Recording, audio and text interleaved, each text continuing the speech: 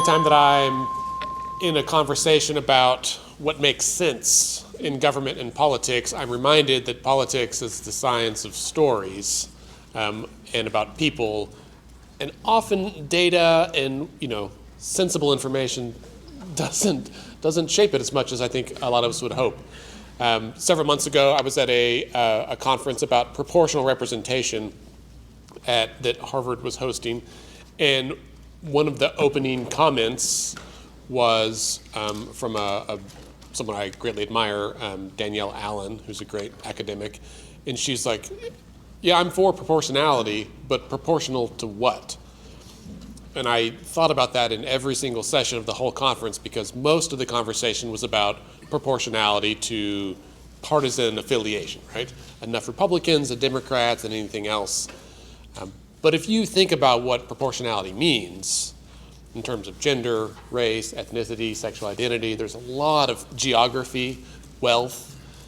It gets really complicated in a hurry, and I appreciate Dr. Benjamin for having conversations like this with us so that we can start thinking about what is honestly like a difficult and heavy conversation, right? Like, we really have to examine what it is we value about our state, about our city, about our government, how it functions, and then how do we incentivize the system that we value, right? How do we, if a budget is a moral document, then we should think about where we put our money and how that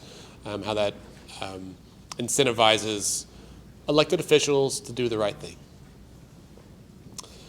On that note, someone who knows all too much about elected officials and doing the right thing, my good friend Adam Soltani, who is the Executive Director of CAIR Oklahoma.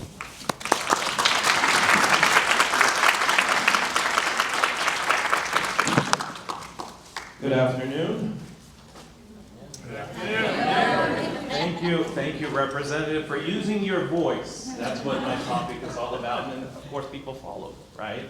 That's how you use your voice for positive change. So Andy gave me this topic, the importance of using your voice, and I said, well, I know how to use my voice. Anyone who follows me on Instagram knows that. I talk a lot. I like to share things about my day, including what shoes I'm wearing, and my staff knows that very well. Yeah, you can look at my shoes, it's okay. I know, I see you, Veronica. Yeah, you're ashamed of me. So is my wife, don't worry. But I wanted to share with you how I, as an individual, as a Muslim in Oklahoma, learned to find my voice. Nowadays I have one. I speak loudly and proudly about who I am, about my faith, and about my community. In fact, one of the most common things, the hateful statements that people like to use these days, it actually became very much known in the public eye when people told the same thing that I've heard for the last 20 years to Congresswoman Ilhan Omar. Go back home. Right? Go back to where you came from. That's a very hurtful statement. Because when somebody tells you to go back home or go back to where you came from, they're essentially telling you, or what I was told, that you're not a part of this country. You're not a part of the fabric of this nation. You're not a part of the religious and cultural plurality that was promised to us according to the Constitution. And I used to get really upset about it. I used to get really depressed when people would tell me that and get angry. But I come from a family of educators. Both my parents hold PhDs, and my father retired from Langston University after 24 years, just December of last year. And so they taught me use opportunities like this to educate people. And so as I grew older and hopefully wiser, I realized that's exactly what I'm going to do. So nowadays, if anybody looks at me and says, go back home, I say, oh, hell no. I refuse to go back to Kansas because I like it here in Oklahoma. Of course, the notion is that I'm not from America. And of course, thank you, Veronica, for putting up with that for the 100th time, at least. It's been 9 years out of it. 9 years of hearing that story. But it is a true story. It is a true story. And I tell you that because I remember back in 2002, when my friend Omer, who was an international student at the University of Central Oklahoma from Pakistan, he and I went to a football game at UCO Stadium. At that time, we went to see a friend who was playing for Norman North, because that's where a lot of the high schools played football before they built their own stadiums. And we had a great time. His name is Yusuf. He scored a touchdown. His team won. We had a blast. Keep in mind, this is 2002, about a year and a half removed from the tragedy of 9/11. Not a very easy time for Muslims in America for a variety of reasons. And as we're walking back to our car, which happened to be parked across the street from the football stadium at the Islamic Society of Edmond, a group of white teens pulls up next to us. They look at my friend Omer because he has dark colored skin. He's 6'7". He's the tallest Pakistani man I ever met. And he has an accent. And they look at him, he looks at them, and they say, "Hey, Sin, nigger, go back to where you came from." I never heard the term before. I didn't know what it meant.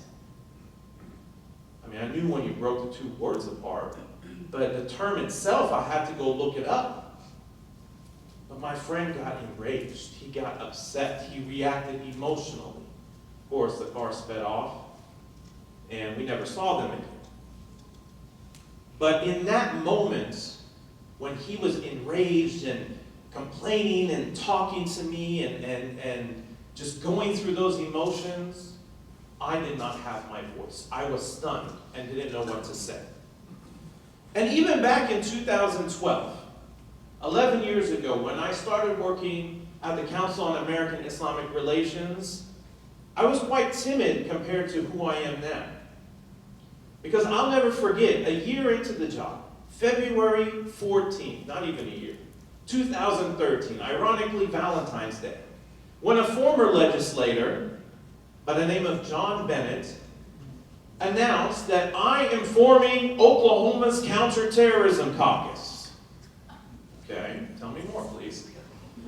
This Counterterrorism Caucus will investigate the threat of Islamic extremism in Oklahoma. I said, oh, I understand that. You are taking your legislative powers, you've taken a group of your buddies in the legislature, and you've formed a caucus to basically spread misinformation and hate about the Muslim community. I said, okay, I'll give him the benefit of the doubt, even though I know better. And we'll see what he has to say about this and if this caucus will actually do something. 6 months later, John Bennett reserves the floor of the House of Representatives and organizes a cleat training, which by its entire description you can tell is going to be anti-Muslim in nature by the speakers that were chosen to be on the panel. We tried to get cleat to rescind their accreditation. They refused. We reached out to the head of the House and the Senate. We got crickets. We tried everything we could to get them to cancel this event because it was a legislator using his legislative powers to promote hate propaganda at the Capitol. Nobody would listen to us. So I said, okay, if you won't listen, I'm just going to register for the class and show up and see what you guys have to say. So at least I can respond to it. I don't remember what day it was. It was sometime in the fall of 2013, but I show up to the Capitol. I had registered online and paid the fee. I get to the entrance of the House of Representatives, and there's John Bennett saying, you can't come in. We're not going to let you in. Of course, you can Google this story, and you'll see me standing like this while he's pointing at me in the front page of the Tulsa World, because they happened to catch it at that moment. But as I'm there arguing with him, and my friends from the ACLU come to back me up, and we're trying to force his hand to let us in because the House of representatives doesn't belong to just the legislators, even though we have some awesome legislators here today, but it belongs to the people of Oklahoma. Well, as this intensity is building and as the troopers start to show up to see what is going on, a good friend of mine, I would actually dare to say a good friend of Oklahoma, former Representative Mike Shelton, he comes and he grabs me. He says, "Adam, come with me." And he holds my hand and guides me up to the 5th floor gallery. And he says, "Sit here. You have every right as a citizen of the state to be here and to observe and to listen. And if anything happens, just come and get me and I will make sure to take care of it." That day I did not have my voice. I was outnumbered by not just a legislator, but also a group of people that didn't even want my presence there. But that's an example of somebody who took the courage and the time and the effort to use his voice to ensure that mine could be heard. A few years later, John Bennett didn't stop with just a cleat training, did a lot of other things, including holding an interim study. Those are coming up pretty soon in the fall. And this interim study was to investigate the threat of Islamic extremism in Oklahoma. Oh, here we go again, right? And my colleague Veronica Leisure and I, we said, you know what? We're going to show up. We're not going to do anything. We're not there to protest. We're not there to even speak. We are going to show up just to hear what he has to say. Again, so we can understand his mindset and so we can respond appropriately. It would have been something if we showed up. But it spoke volumes that at a time when former legislator John Bennett chose to call Veronica and I suit-wearing jihadis, kind of like that title actually. We said if we ever released a hip-hop album, that would be the name of it, suit-wearing jihadis. But between the two of us, I don't think we have 16 bars. Speak for yourself. Okay. We haven't even released the album, she's already going solo. On the same day that former legislator John Bennett pointed the finger at me and my dear friend, and many of you know, Imam Iman Chasi of Oklahoma City University, and said, here in the room with us today, I want it noted for the record that we have the 2 biggest terrorists in the state of Oklahoma. My jaw dropped to the floor. If you know Imam Chasi, you know he's got terrible jokes. They're not dad jokes, they're Imam jokes. It's worse than dad jokes. He looked at me. He smiled. And I'm like, why are you smiling? And he said, well, if we're the 2 biggest terrorists in the state of Oklahoma, who's number 1 and who's number 2? That's not the time. But since you asked and you're older than me, out of respect, you can be number 1. But the point was, on that day, whatever voice we thought we had was stripped from us as an organization and as people who represented the Muslim community. But something amazing happened. Because at that meeting, we were joined by friends from the Christian community, by leaders from the Jewish community, who, without saying a word, spoke louder with their presence than John Bennett and anyone else in that interim study. Because right after he called us terrorists, there was a moment when Rabbi Vered Harris of Temple B'nai Israel stood up and embraced Imam and Chasi and showed that no matter what one tiny little man named John Bennett, and he is short, I'm not kidding, not exaggerating, has to say, we are going to prove that Oklahoma is a place where we can work together and we can love one another. One last story. Representative Jason Dunnington, in 2017, He said, you know what? We have all these guest chaplains that come to the Oklahoma House of Representatives. We should have some diversity in that. And it just so happens that in my district is the Islamic Society of Greater Oklahoma City. So I think I will invite Imam and Chasi to be the guest chaplain. Great idea. Who would argue against having diversity in a guest chaplain program? Right?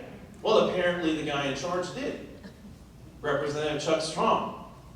He said, oh, you want Imam and Chasi to give a prayer on the House floor? Absolutely not. And what didn't make the papers is what I'm going to tell you today. When Representative Dunnington approached him and said, why did you deny this application? He said, because that man is the imam of a terrorist organization. Just want you to see through these stories how the odds have been stacked against the Muslim community. And this is just an example of how the odds are stacked against a lot of minority communities in our state. Again, on that day, we didn't know what to say. Because oftentimes we feel like a broken record, repeating the same thing over and over and over again. As Muslims, we condemn terrorism. As Muslims, we support peace and love and plurality and freedom. We say it so much that we feel like we don't know what else to say. So a few months later, when the Oklahoma Conference of Churches, under the leadership of Reverend Shannon Fleck, who spoke, I think, earlier today, when they had their event, Imam and Chasi, we actually couldn't attend the whole event, even though we had in the past. We said, we'll show up and join in for their keynote session. So we showed up. We're just sitting in the back of the room, listening. And from, I think it was the Senate floor, from the podium on the Senate floor, the Reverend Shannon Fleck says, you know what? I think we're going to pause today's activities. Because we need to raise our voices for our friend in the back, Imam Imad and Chasi. And she had all 150 plus attendees of the Oklahoma Conference of Churches Day of the Legislator march down to Representative Chuck Strong's office and one by one enter into his office and file a complaint about what he had done. Funny thing, he was there. And like the coward that he is, he shut his door and snuck out at the very end when everyone had left. The point is, we all have voices. We all have the ability to raise our voices and not only voice our concerns, because that is important, but to also uplift the voices of other communities that are struggling so much in our state. I'll leave you with one positive story, because civic engagement, if you look up civic engagement, the definition of it is far beyond just engaging in politics. It's about engaging every aspect of your community. Well, sometime in between 2013 and 2017, it was one of those instances in which there was a spike in violent threats towards the Muslim community. Imam and Chasi and I, between the CAIR office and the Islamic Society, we received in about a month span, we counted 500 death threats. This was, I think, around 2015. And so KFOR, News Channel 4, they came out, they did a news story on it. I don't watch the news, because it's very depressing. And so I didn't see the broadcast when it aired. But around 7 o'clock that night, after we did the interview, I got a call from Carlton Hughes, who at that time was the news director for News Channel 4. And he said, Adam, I am so sorry. I just want to apologize to you for what happened on the 6 o'clock newscast. And here I am thinking, okay, do I tell him I didn't watch the news? Or do I pretend? So I just played along, because I felt embarrassed I didn't watch it. So I said, well, it's okay, appreciate your apology, no problem. And he's like, no, I want to sit and have lunch with you. I want to find out how we can do better reporting on the Muslim community. Long story short, I figured out what happened later. I finally got a clip and was able to watch. The weatherman for News Channel 4, he messed up.